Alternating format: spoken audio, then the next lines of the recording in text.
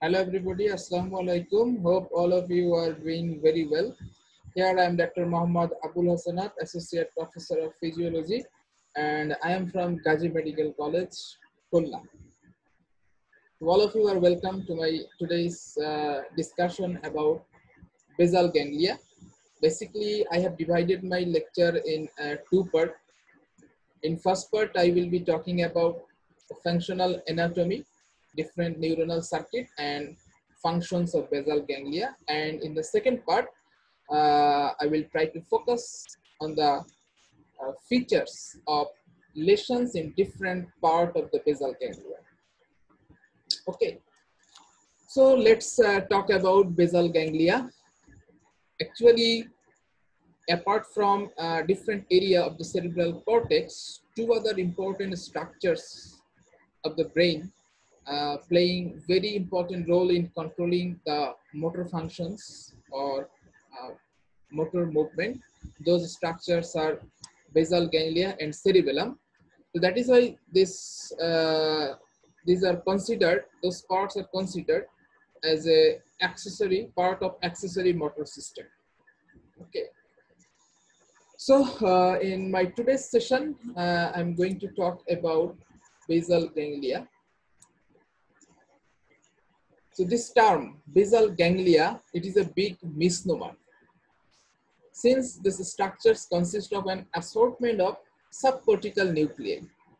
All of you know that ganglia actually, ganglia are collection of neuronal cell body outside the central nervous system. But we are talking about the masses intracerebral deep-seated nuclei that lies within the cerebral hemisphere. So it is better to use the term basal nuclei rather than basal ganglia. Okay. So this frontal or coronal section of the brain showing the different masses of gray matter or different intracerebral nuclei located at the base of the forebrain. Actually, here you can see this. This is structure. This mass of gray matter or this nucleus is actually called caudate nucleus, and this triangular nuclear mass, it is called lentiform nucleus. But collectively, these two structures, along with amygdala and colostrum, they known as corpus striatum. Okay, so basal ganglia are subcortical nuclear masses. Okay, and they are so named as they develop in basal part of the cerebral hemisphere. And basal ganglia include the structure. This is corpus striatum, but this corpus striatum, it is almost completely divided by the fibers of internal capsule into two parts. Here you can see this is the anterior limb of the internal capsule, and this anterior limb of the internal capsule divide the corpus striatum in two parts. The medial part, this is the medial part, that is the caudate nucleus lies medially, and this triangular structure that is called lentiform nucleus that lies laterally. Okay. So again, this lateral, this triangular lentiform nucleus, it has two parts. It has two parts. The outer, this quadrilateral area, quadrilateral actually dark area or tensed area, this is called putamen. Okay, and inner part, this is called globus pallidus or pallidum. This is actually pale in appearance. That is why it is called pallidum or globus pallidus. Okay. Actually, phylogenetically or developmentally, this caudate nucleus and putamen are of more recent origin. That is why these two parts collectively known as neostratum. Okay. And these two structures are also similar functionally and structurally. Okay, and this globus pallidus or pallidum phylogenetically their oldest part. That is why this part is known as paleostriatum. And this globus pallidus, it is further subdivided in two parts. The more medial part, it is known as globus pallidus internus, and the lateral part is known as globus pallidus externus. Okay. So in addition to this corpus striatum, there are other two additional nuclei. They are also playing very important role in controlling the motor movements of our body. And those nucleus, they are called subthalamic nucleus and substantia nigra. Okay, these are the additional two important nucleus, subthalamic nucleus and substantia nigra. They are also included as a part of basal ganglia. So here you can see, actually this is the thalamus, and below the thalamus, this structure, this is the subthalamus or subthalamic nucleus, and in the midbrain, this structure, it is known as substantia nigra. A substantia nigra, it has two parts, pars compacta and pars reticularis. Okay. So now we can define what is the basal ganglia. So basal ganglia or basal nucleus, they are nothing. They are rather than a scattered collection of gray matter or group of deep subcortical nuclei located at the base of the forebrain. Okay, যে কথাগুলো বললাম সেগুলো আসলে এখানে লেখা আছে, দেখেন anatomically এই কর্ডেট নিউক্লিয়াস এবং পুটামেন and globus pallidus, এই তিনটা স্ট্রাকচার কালেকটিভলি আমরা বলছি কর্পাস স্ট্রাটাম, যেখানে এই কর্পাস স্ট্রাটামটাকে আমরা আবার ফাইলোজেনেটিক্যালি দুইটা ভাগে ভাগ করছি বা ডেভেলপমেন্টালি, যেটা হচ্ছে মোর রিসেন্ট অরিজিন এই কর্ডেট নিউক্লিয়াস এবং putamen, and they also share an embryologic derivation as well as similar morphological and functional characteristics. এই জন্য এই দুইটা পার্টকে একসাথে বলা হচ্ছে সিম্পলি স্ট্রাটাম অথবা নিওস্ট্রাটাম। ওকে, আর বাকি যে গ্লোবাস প্যালিডাস, এটা ওল্ডেস্ট পার্ট, এটাকে বলা হচ্ছে প্যালিওস্ট্রাটাম। ওকে, তো ক্লিনিশিয়ানরা শুরুতে শুধু বেজাল গ্যাংলিয়া বলতে এই কর্পাস স্ট্রাটামকে বোঝানো হতো, এর সাথে ছিল অ্যামাগডালা আর হচ্ছে ক্লস্ট্রাম। তো অ্যামাগডালা নিয়ে আমরা আলোচনা করব না। অ্যামাগডালা, it is a part of limbic system. It is mainly involved in the emotion, memory, behavior, এসবের সাথে জড়িত। তো এটা নিয়ে আমরা আলোচনায় যাব না। তাহলে ক্লিনিশিয়ানরা দেখা গেল যে ব্রেনের ভিতরে আরো দুইটা ইন্ট্রাসেরিব্রাল নিউক্লিয়াস আছে, যেটা সাবথ্যালামিক নিউক্লিয়াস এবং সাবস্টেন্সিয়া নিগ্রা, এবং ক্লিনিক্যালি এটা দেখা গেল যে এই দুইটা স্ট্রাকচারে যদি কোনো ড্যামেজ হয় তাহলে সেটার কারণে মুভমেন্ট ডিসঅর্ডার ডেভেলপ করে। এজন্য পরবর্তীতে এই দুইটা স্ট্রাকচারকেও বেজাল গ্যাংলিয়ার কম্পোনেন্ট হিসেবে বা পার্ট হিসেবে ইনক্লুড করা হয়েছে। ওকে, সো আমরা যদি এই যে আলোচনা করলাম সেটার সামারিটাই দেখেন এইখানে দেওয়া আছে। পরীক্ষাতে যখন আপনারা আসবে যে what are the components of basal ganglia, what are the parts of the basal ganglia, তখন আপনারা এইভাবে লিখতে পারেন। Actually it has three part: corpus striatum, subthalamic nucleus and substantia nigra.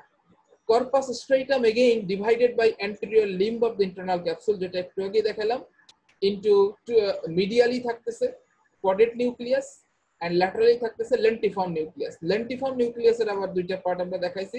the outer পার্টটাকে আমরা বলছি যে quadrilateral পার্ট আছে, সেটাকে বলেছি আমরা putamen, হ্যাঁ, এবং যে ইনার যে পার্টটা আছে সেটাকে আমরা বলছি গ্লোবাস প্যালিডাস। আবার ফাইলোজেনেটিক্যালি আমরা পুটামেন এবং কর্ডেট নিউক্লিয়াসকে বলেছি নিওস্ট্রাটাম, যেহেতু তারা রিসেন্ট অরিজিন বা নিউয়ার পার্ট, সেটাকে বলছে নিওস্ট্রাটাম অথবা স্ট্রাটাম। আর যেটা হচ্ছে গ্লোবাস প্যালিডাস, যেটাকে ওল্ডেস্ট পার্ট, এটাকে বলছি প্যালিডাম অর প্যালিওস্ট্রাটাম। ওকে, তাহলে এই কর্পাস স্ট্রেটামের এই স্ট্রাকচারগুলোর সাথে অ্যাডিশনালি আরো দুইটা নিউক্লিয়াস, যেটা এই যে সাবথ্যালামিক নিউক্লিয়াস এবং সাবস্টেন্সিয়া নিগ্রাকে কিন্তু ইনক্লুড করা হয়েছে। ওকে, এই সাবস্টেন্সিয়া নিগ্রা এটা actually located in the mid brain, এবং এটা দুইটা পার্ট অলরেডি বলেছি।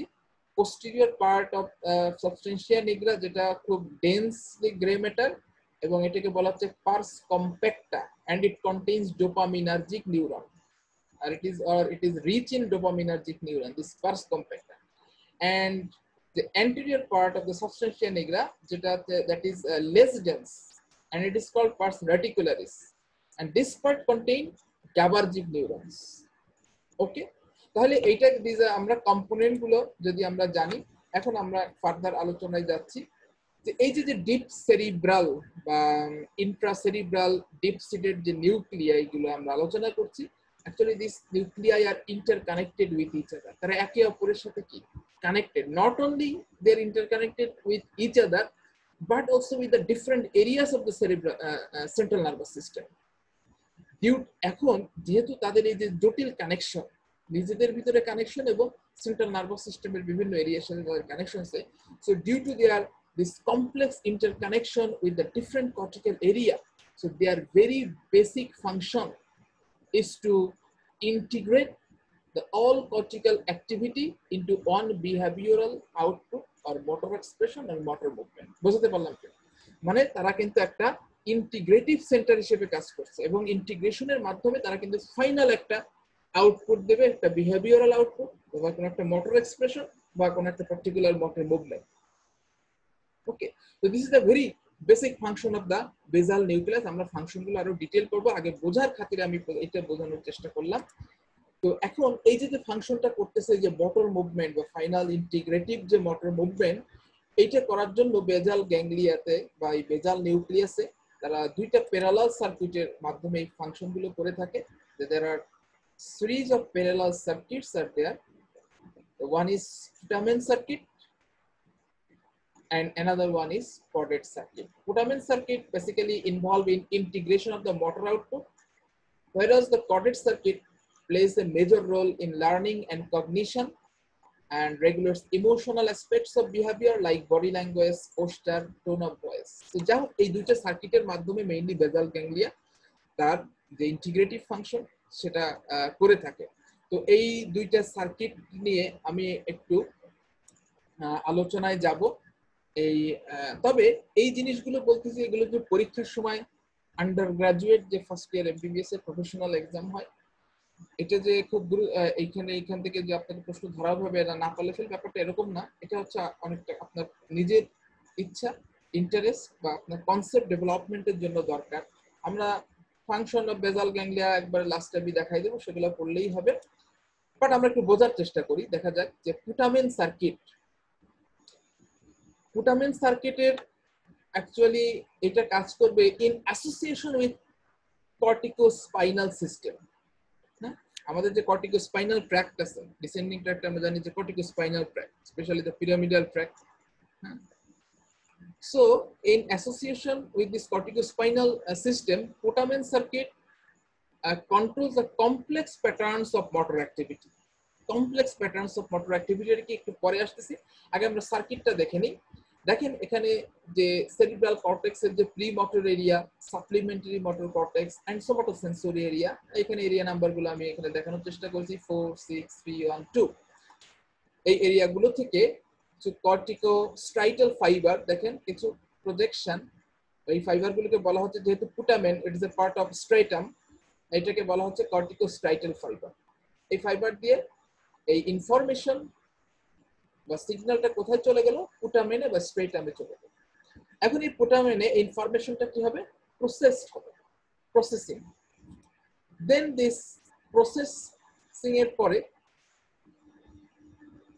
it will send information to the thalamus by two pathway. One is direct, that is excitatory pathway, and another one is indirect or inhibitory pathway. তাহলে দেখেন putamen থেকে দুইটা পাথওয়ের মাধ্যমে actually একটা সিগন্যাল চলে যাচ্ছে কোথায়, থ্যালামাসে। থ্যালামাসে যেতে পারে, স্টিমুলেটরি এক্সাইটেটরিও যেতে পারে, ইনহিবিটরি যেতে পারে, দুই ধরনের সিগন্যাল যাবে। এবং থ্যালামাস থেকে এই যে আউটপুটটা আবার দেখেন কর্টেক্সে ফিরে যাচ্ছে to the primary motor cortex or closely associated with premotor and supplementary যে মোটর কর্টেক্স আছে সেখানে ফিরে গেল হয়ে এই যে যে পুটামেন যে লুপ বা পুটামেন সার্কিটটাকে কমপ্লিট করলো। এখন খেয়াল করেন থ্যালামাস থেকে যে আউটপুটটা আবার কর্টেক্সে ফিরে যাচ্ছে সেটা কিন্তু আসলে একটা balance output of this direct and indirect pathway, একটা এক্সাইটেটরি একটা ইনডাইরেক্ট, এক্সাইটেটরি একটা ইনহিবিটরি, এই দুইটা অপোজিট ইফেক্টের একটা কাউন্টার ব্যালেন্সড একটা ইন্টিগ্রেটিভ যে আউটপুট ফাইনালি কিন্তু থ্যালামাস থেকে এই আবার প্রাইমারি মোটর কর্টেক্সে যাচ্ছে এবং সেই primary motor cortex are closely যে অ্যাসোসিয়েটেড প্রি মোটর এবং সাপ্লিমেন্টারি মোটর কর্টেক্সে সেখান থেকে যে এই যে ইন্টিগ্রেটেড যে মোটর আউটপুটটা ফাইনালি কর্টেক্স থেকে আমাদের যে ডিসেন্ডিং পাথওয়ে অর্থাৎ কর্টিকোস্পাইনাল পাথওয়েতে চলে গেল two carry out the particular movement, to bring out the particular movement, to perform the particular type of movement. তাহলে দেখেন মোটর মুভমেন্টটা কিন্তু আলটিমেটলি বেসাল গ্যাংলিয়া হয়ে ইন্টিগ্রেশন হয়ে তারপরে কর্টেক্সে গিয়ে তারপরে সেটা ফাইনালি কর্টিকোস্পাইনাল পাথওয়েতে চলে গেল।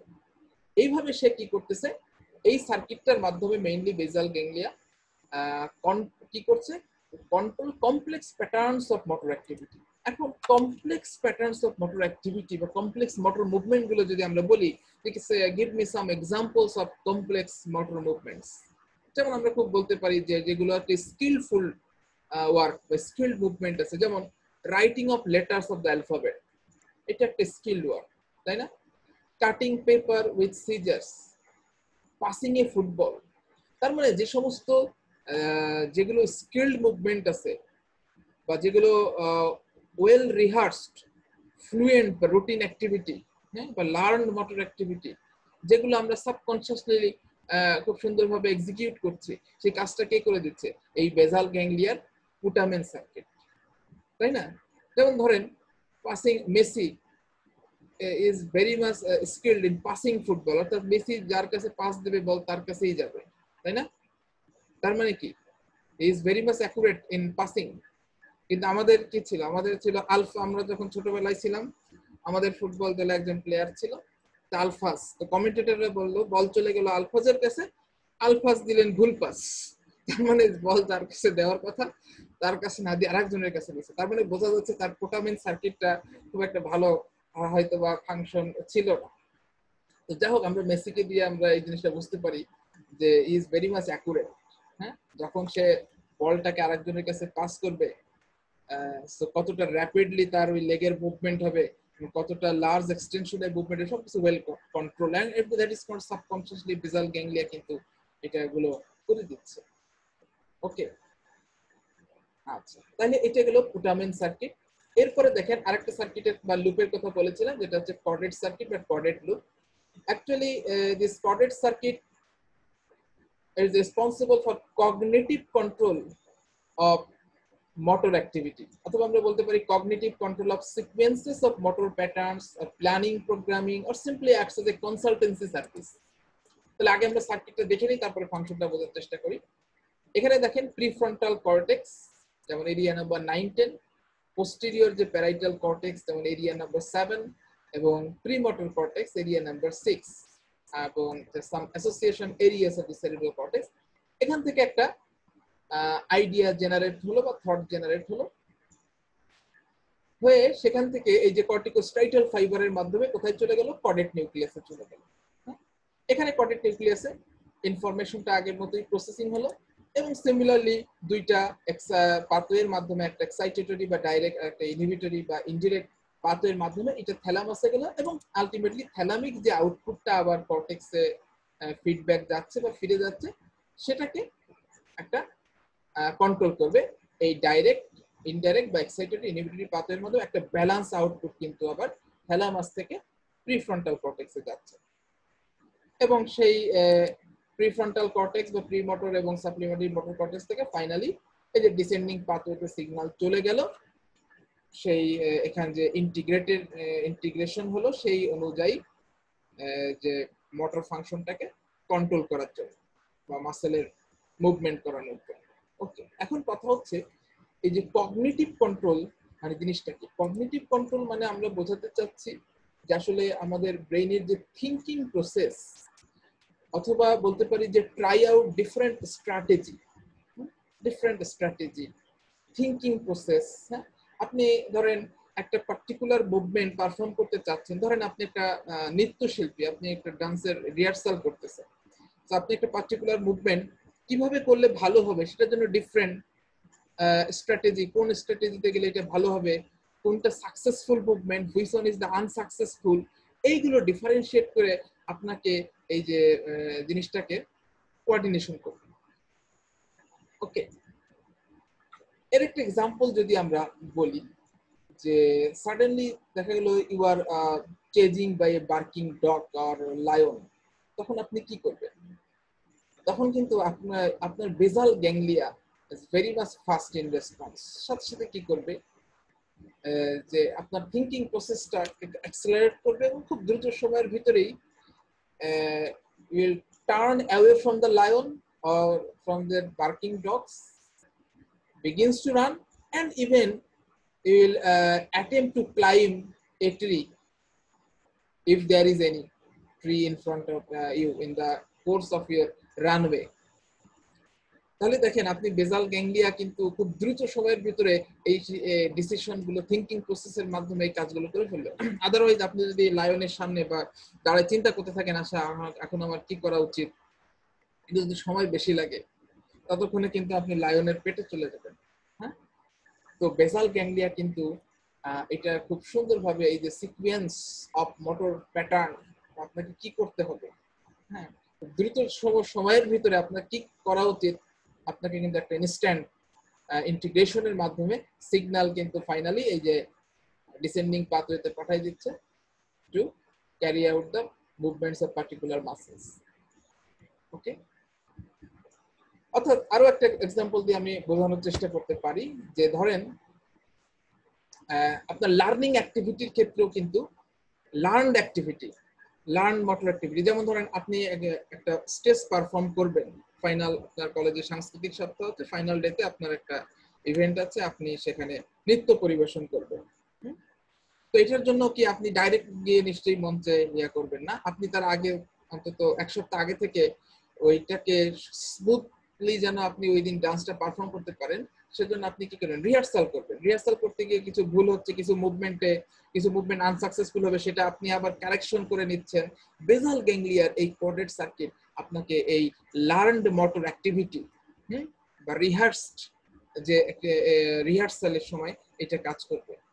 হ্যাঁ, এই জন্য বা থিঙ্কিং প্রসেস, ডিসিশন মেকিং, হ্যাঁ আপনি মাঝে মাঝে আমরা কিছু কিছু সিচুয়েশনে পড়ে যাই যখন কিন্তু আমাদের র্যাপিড ডিসিশন মেক করতে হয়, যে কি করতে হবে এই মুহূর্তে, আমি কি করতে পারি, আমি কি ডান দিকে দৌড়াবো না বাম দিকে দৌড়াবো না পিছন দিকে দৌড়াবো, নাকি আমি চেস করব।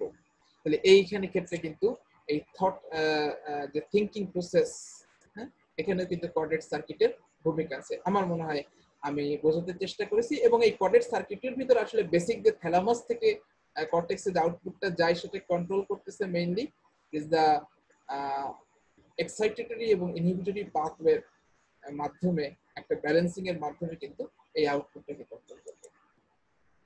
ওকে, এখন এই কোর্ডেড সার্কিটের সাথে এটার সাথে অ্যাডিশনাল আরেকটা লুপ আছে যেটাকে বলা হচ্ছে লিম্বিক লুপ।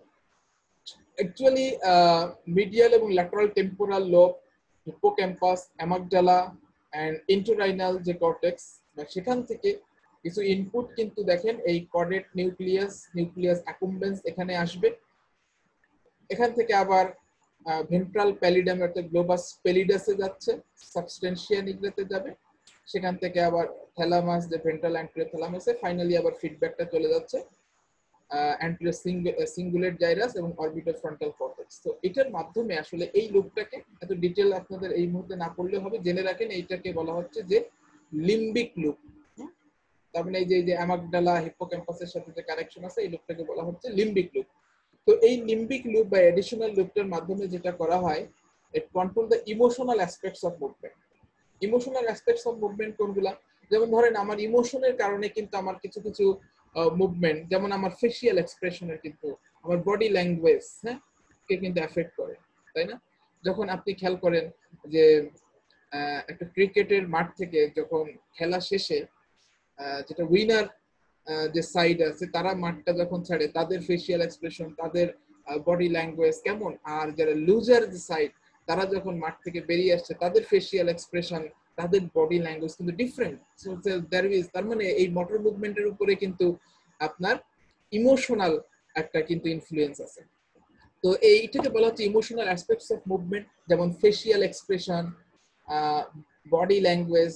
হ্যাঁ, সো এগুলা কিন্তু কন্ট্রোলে এই যে কর্ডেট সার্কিট যে অ্যাডিশনাল যে একটা লুপ আছে লিম্বিক লুপের মাধ্যমে এগুলা কন্ট্রোল করছে।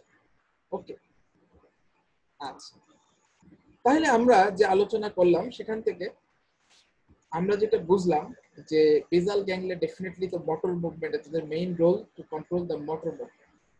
কি করতেছে মেইনলি, কিভাবে জিনিসটাকে ঘটনাটা ঘটতেছে, ফার্স্টে কি হচ্ছে একটা প্রিফ্রন্টাল কর্টেক্সে আইডিয়া জেনারেশন হবে। যেমন ধরেন আপনি চাচ্ছেন আপনার সামনে একটা চায়ের কাপ আছে and you want to grab that cup, এবং সেজন্য আপনার হাত হ্যান্ডের যে একটা মুভমেন্ট করতে হবে যে আমি এই কাপটা ধরতে চাচ্ছি, দিয়ে আমি চাটা খাবো।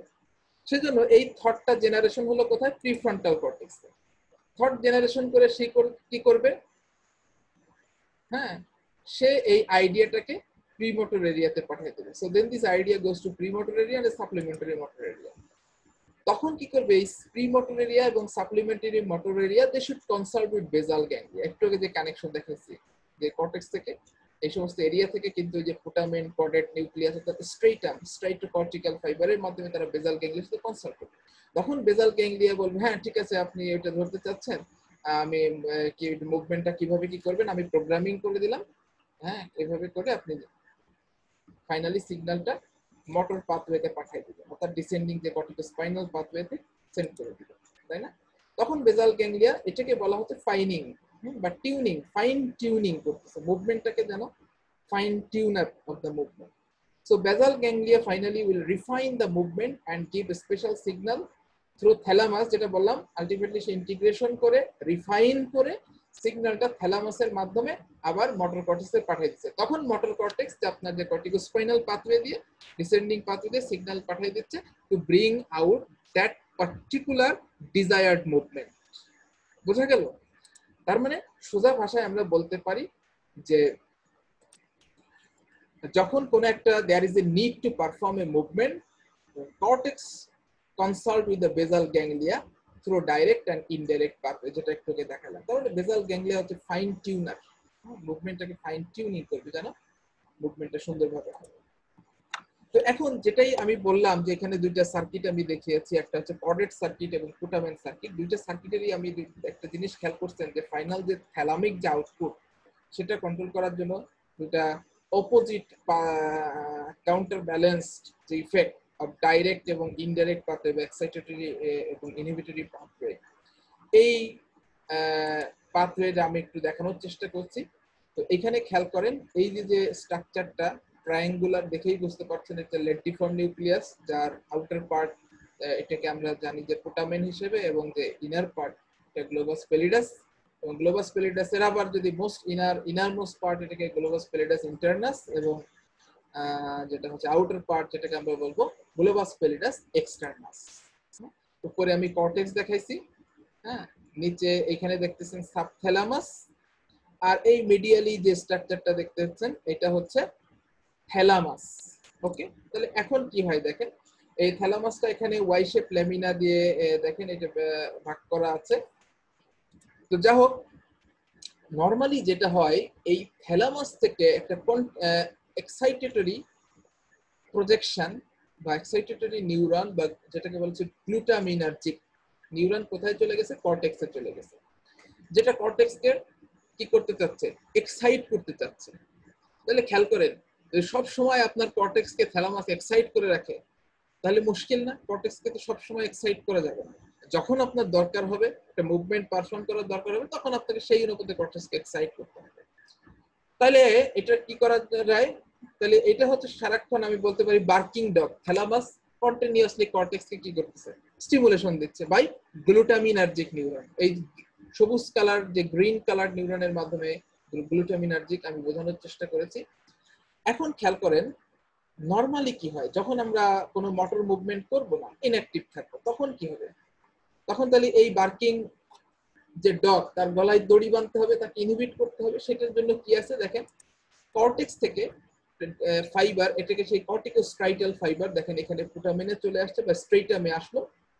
এই ফাইবারটা হচ্ছে গ্লুটামিনার্জিক। গ্রিন কালার এখানে যে ফাইবার গুলো দেখাবো সব হচ্ছে গ্লুটামিনার্জিক, তার মানে এক্সাইটেটরি।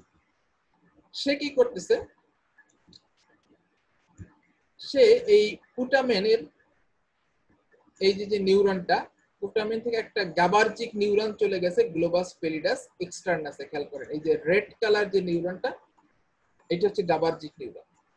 তাহলে এই গাবার্জিক নিউরনটাকে কি করতেছে, স্টিমুলেট করতেছে এই গ্লুটামিনার্জিক নিউরন, যেটা হচ্ছে কর্টিকোস্ট্রেটাল ফাইবার।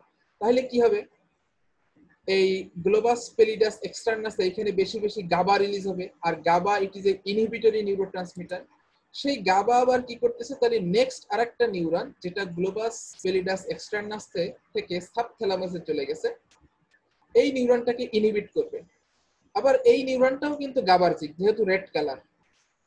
তাহলে এইটা যদি গাবার্জিক নিউরন হয় এবং এই নিউরনটা যদি ইনহিবিট হয়, তাহলে সাবথ্যালামাসে গাবা রিলিজ কম হবে না বেশি হবে?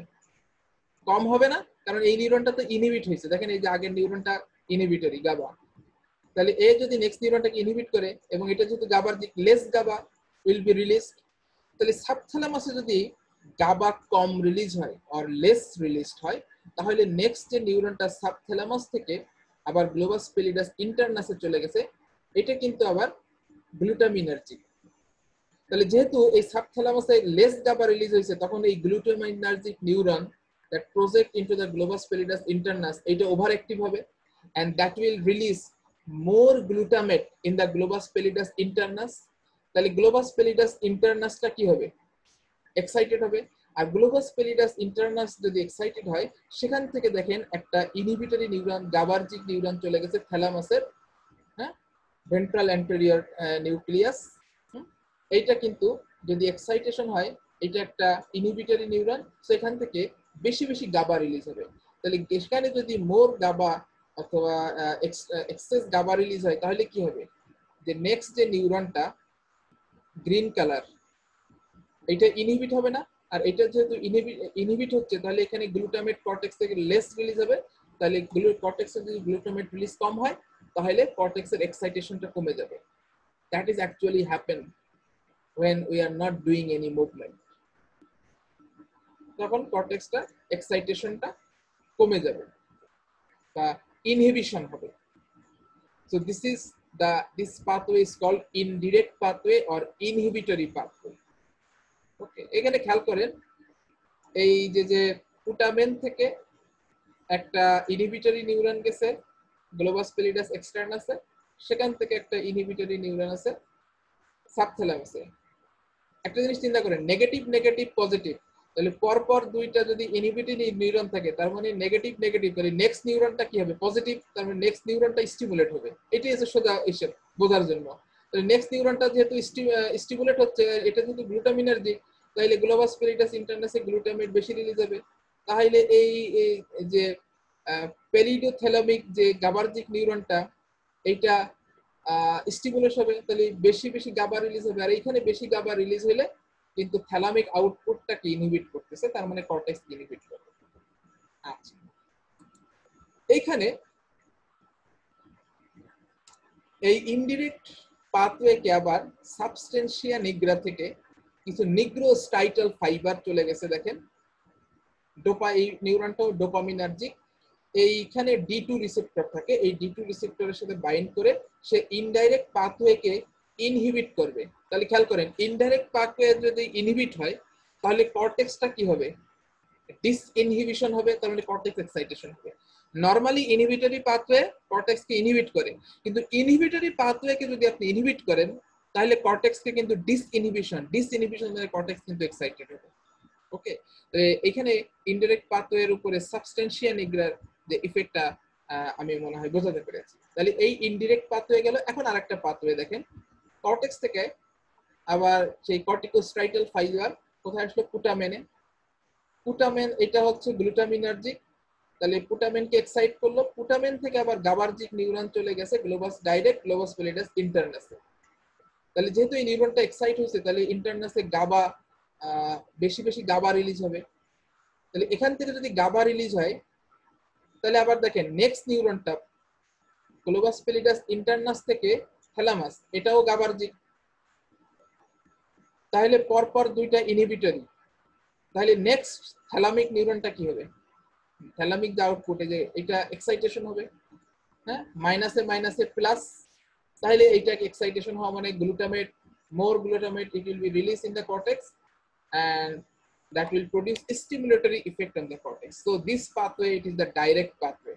এখানে গ্লুটামেট থেকে ডাইরেক্ট গ্লোবাস প্যালিডাস ইন্টারনাসে চলে যাবে, এটাকে ডাইরেক্ট পাথওয়ে বলা হচ্ছে এবং this direct pathway is stimulatory to cortex.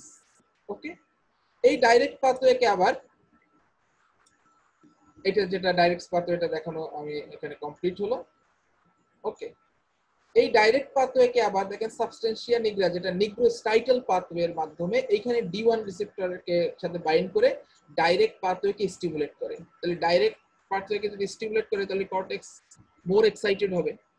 তার মানে দেখা যাচ্ছে এই ডাইরেক্ট এবং ইনডাইরেক্ট পাথওয়ের যে অপোজিট ইফেক্ট, একটা হচ্ছে এক্সাইটেটরি আর একটা হচ্ছে ইনহিবিটরি ইফেক্ট। একটা হচ্ছে গাড়ি আপনি তুলনা করতে পারেন যে একজন ড্রাইভার যখন গাড়ি চালায় তার একটা থেকে ব্রেক, হ্যাঁ, গাড়িকে সঠিকভাবে স্মুথলি রান করার জন্য তার কি লাগবে? একটা ব্রেক লাগবে, ব্রেকে থাকে আর একটা অ্যাক্সেলারেটর থাকে, হ্যাঁ।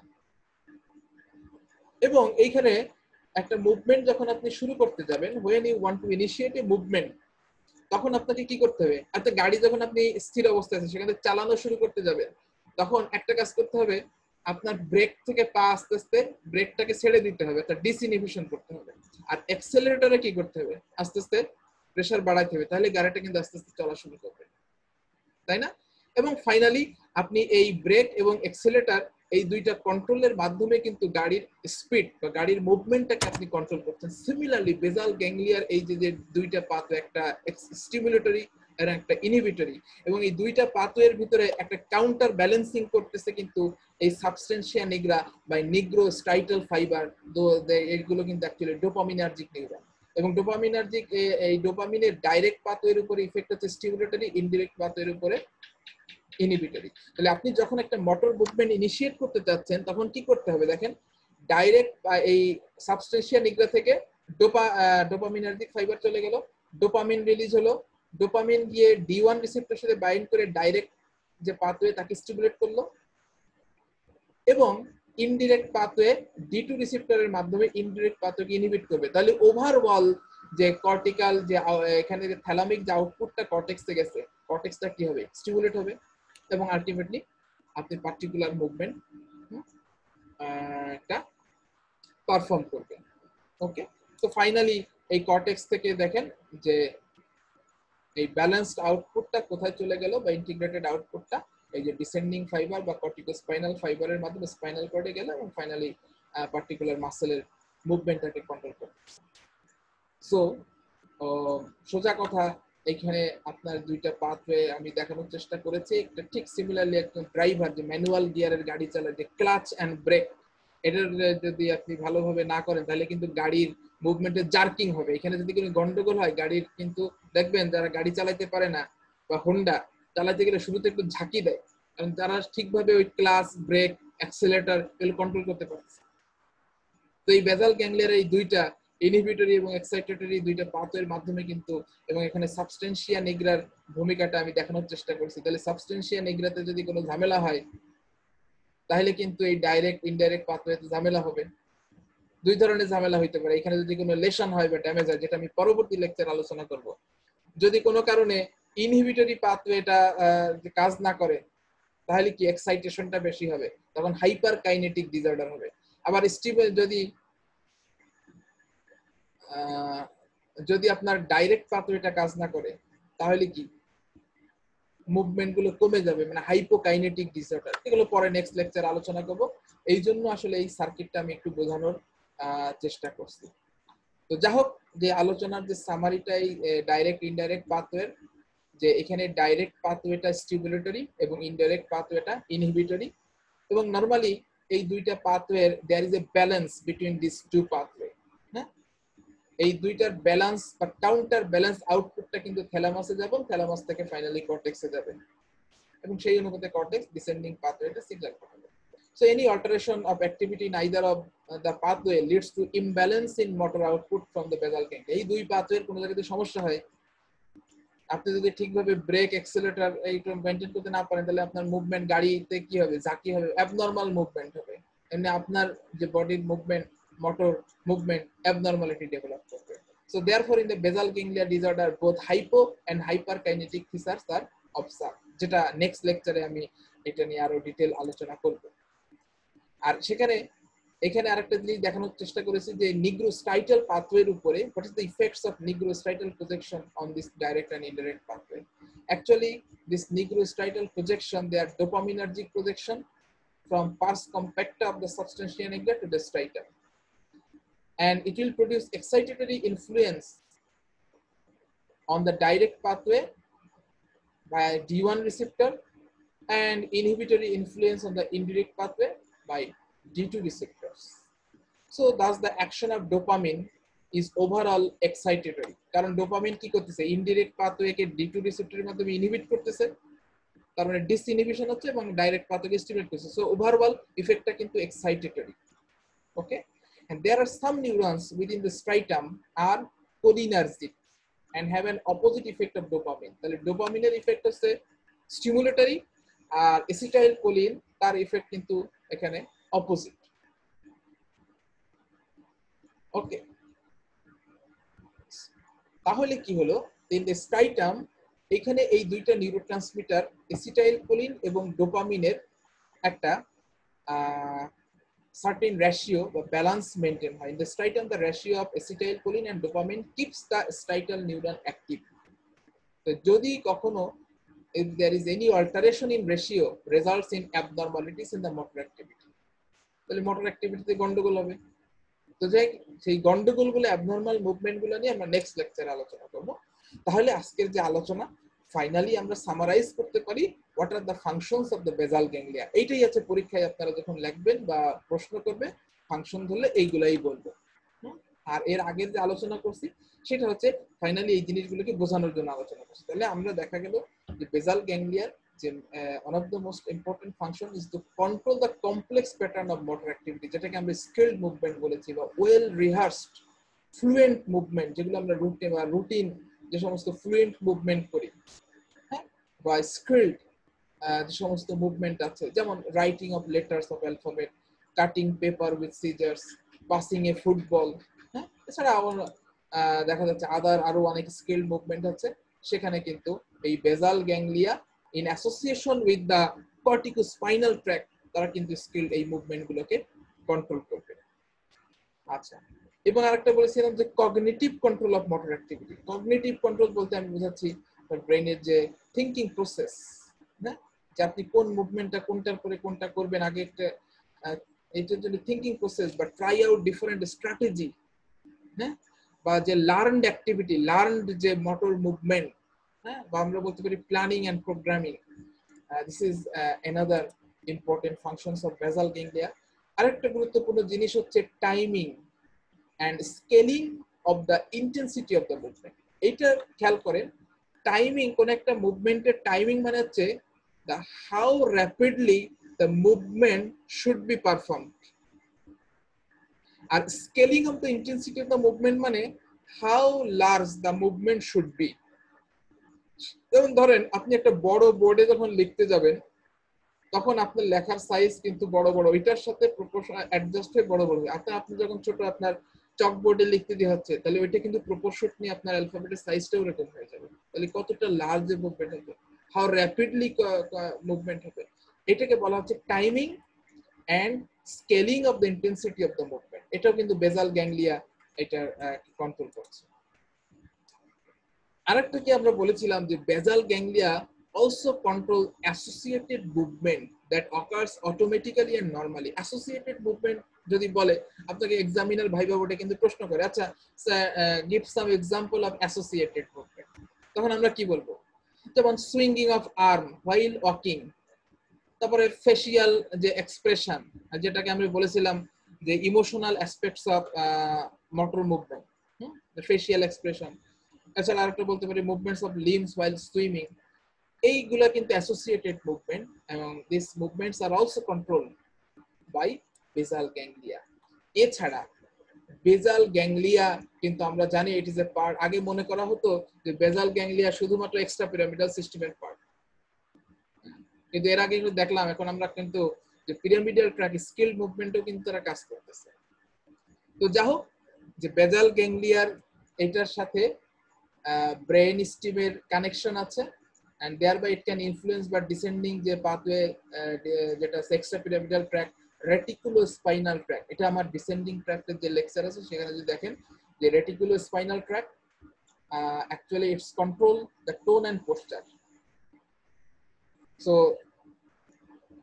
with the connection of the extrapyramidal system it can maintain the control the tone and posture.